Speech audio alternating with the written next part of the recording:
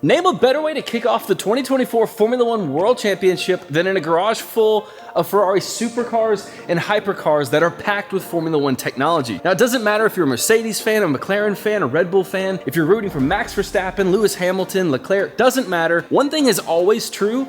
Everybody's a Ferrari fan. So I thought it would be cool to take this first video to talk about a lot of the technology that most of these cars share that found their roots in Formula One cars. Now, we might as well start with the OG of this Ferrari lineup, and personally my favorite car of all time, and its use of composite materials like carbon fiber and Kevlar. Now, those are very common in road cars of today, but one of the first cars to ever have an entirely composite body was the Ferrari F40. This seriously is my favorite car of all time. And of course, the F40 is definitely the outlier when it comes to modern technology. A lot of these cars share a lot of the same technology, but the F40, of course, being from the late 80s and early 90s, is very, very different. But one of the many things that makes the F40 stand out as absolutely legendary status is the fact that it is one of, if not the first car, to utilize composite materials for the entire bodywork. Now, even though these composite materials are far more expensive than steel and aluminum per se, the strength, rigidity, and weight savings definitely set the tone, and thanks to the F40, we see carbon fiber in just about every one of Ferrari's supercars going forward. Shoot, now we even have carbon fiber wheels. Now, the next technology I want to talk about that the rest of these cars all share is something that I have to admit was not really my favorite thing and I disliked for a very long time, but that's the F1 transmission. Now, you probably have heard these referred to by a lot of different things. Flappy paddles, dual clutches, paddle transmissions, F1 transmissions. Ferrari coined that term, the F1 transmission, with the 355. Now, there's not a 355 here, but the 599 GTO is the earliest car in this lineup to utilize an F1 transmission. And I have to say that it works really well under one circumstance, which is flat out.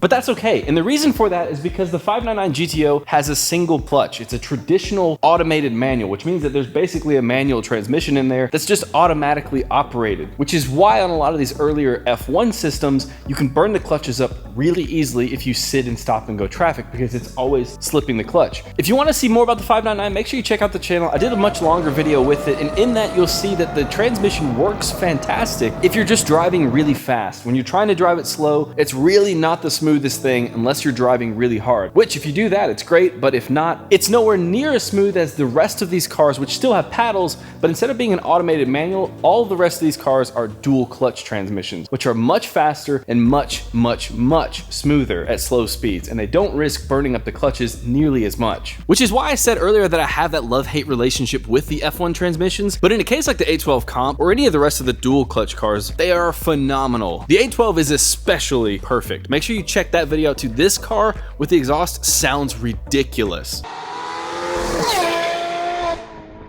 And of course, I always prefer a manual, but there really is no way. If you're going after lap times, the dual clutch is 100% the way to go. And speaking of the A12 Comp, going back to the carbon fiber stuff, there's just so much carbon on this car everywhere, including the wheels. Carbon brakes are another thing that Formula One cars have been using for a very long time, but still are relatively common today. Again, most of these cars have carbon brakes, but it's still incredibly expensive. But again, if you're chasing performance, that is the only way to go. Behind the brakes, we have something else that's trickled its way down from Formula One technology, which is adaptive and electronically controlled adjustable suspension. Now, of course, a lot of these cars have a ton of different modes that you can drive the car in and set the suspension up in a ton of different ways using all these buttons on the steering wheel, which again is another one of the Formula One technologies that's made its way down. Steering wheel mounted controls are another thing that's been common in Formula One for a long time. And of course, you can't talk about Formula One technology in street cars without talking about the Ferrari LaFerrari. And by far, this car shares the most similarities with a modern Formula One car with its hybrid powertrain system, rear-wheel drive. Unlike modern F1 cars, this is still a naturally aspirated engine as opposed to the twin turbocharged units you get in F1 cars of today. I am so glad Ferrari went with a naturally aspirated V12 for this car. You still get all of the hybrid performance. This car is ridiculously quick, but you still get that absolutely iconic Ferrari soundtrack.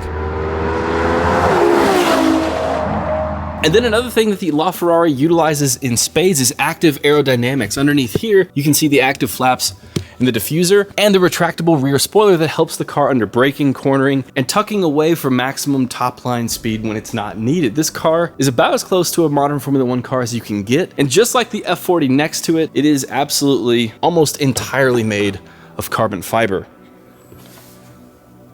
Despite the fact that this car is like a decade old at this point, it still is so impressive to stand next to. Wild. But for today, I think I'm just gonna drive one of them. I'm gonna save David some trouble, who is the one who takes care of all these cars, and most importantly, keeps them all clean. They are all just like absolutely perfectly spotless. I feel bad driving them sometimes because I get to have all the fun and then David has to clean them. So I'm only gonna drive one car today, unfortunately, but I'll make it a good one. I actually haven't driven this car in a very long time. I'm not sure if 458 Destroyer drives it all that much. It's one of the only cars that isn't black in the garage. The 458 Speziale. God, I love this car. And of course, as soon as I walk over here, I realize the SF90's in the way, so I gotta grab the keys to that too. Maybe we'll just take both of them out. This is part of the fun that comes with the garage, especially for these middle cars, is playing musical cars to get something out. But it's okay because they're all worth it, right?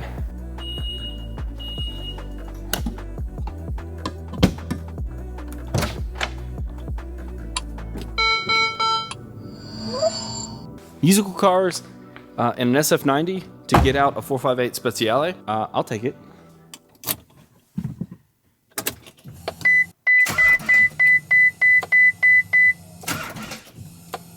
Huh, well, okay, so I guess I'm gonna have to ask David whenever he gets here about this, but I guess we're not taking the Speziale out today. It's probably just a battery thing, no big deal. I'm gonna plug it back up. I guess we'll have to settle and take out the SF90, which is pretty fitting for a modern F1 kickoff because this is the most modern Ferrari here, or the 296.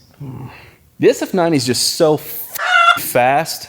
That's probably more fun today. Plus, you can put the top down, right? Now, if you want to see more on the SF90 Spider, make sure you check out the channel. I talk a lot more about what this car is made of, but you know what? I'm not going to turn down the opportunity to drive an SF90 Spider on such a beautiful day outside right now.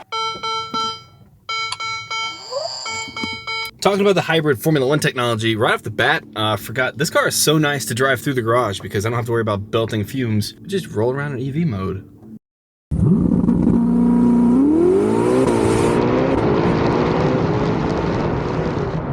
Now, I know I said the LaFerrari is the closest thing to a modern F1 car, it uses the most technology, but the reason why I'm glad we're in the SF90 today, even though I really wanted to drive the 458, we'll get that sorted out. I'm sure it's just a silly low battery. We'll get that sorted out, but it's not a problem in this SF90 because I could do this. Nice. I guess I can add this to one more similarity to a Formula One car because it's open top. And I guess unlike the LaFerrari, this does have a twin turbocharged power plant, just like a modern F1 car, which makes it incredibly, incredibly quick.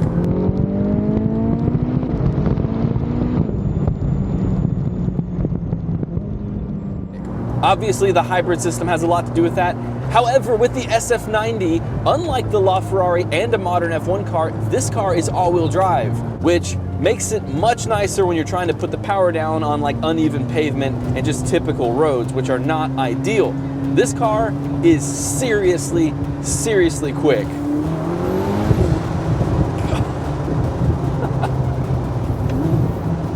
I've got to say, on a day like today, being able to put the top down and being able to hear that V8 a little bit better is excellent. It is really, really, really excellent.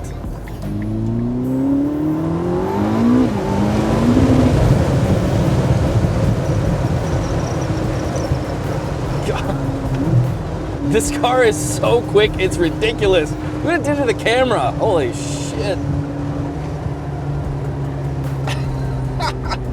Dude, I tightened the camera down as much as I could, and you just see, just from a rolling pull, it just bent the camera backwards.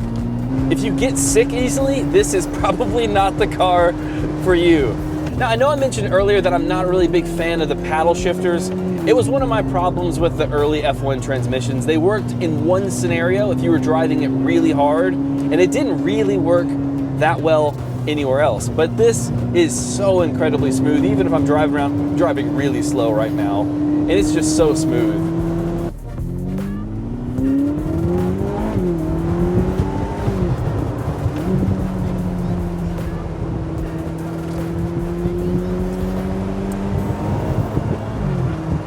I have to admit, I know you guys are probably wanting a ton of pulls launches, all that stuff. I do too, but unfortunately, we've been really hitting the back roads really too much lately, and we've had a bit of trouble, so I'm just cruising out here now.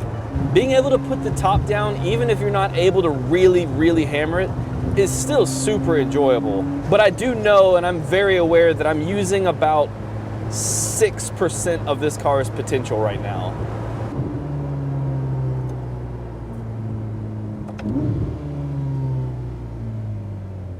Hey look, it's Alex. Dude. Yeah, I'm heading back. I may grab something else. Head back that way too. Alex is out taking pictures with the AMG, which we'll get out later, but for now, we'll go put this back and get something else. Dude, this car is so quick.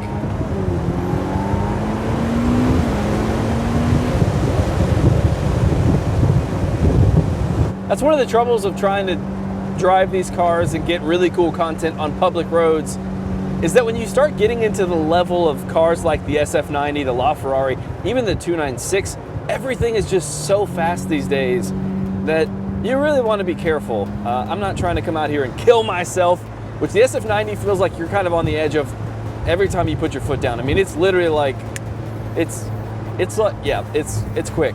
Well, that's really all I've got. I just wanted an excuse to take one of the cars out on such a beautiful day. The F1 technology in the SF90 is just ridiculous. This car is so stupid. Let me know in the comments down below what your team for 2024 is. If you follow Formula One, if you don't, you should. Let me know what your driver, what your team is. Of course, you know who we are rooting for, and I will see you guys in the next one. I'm gonna get back to driving.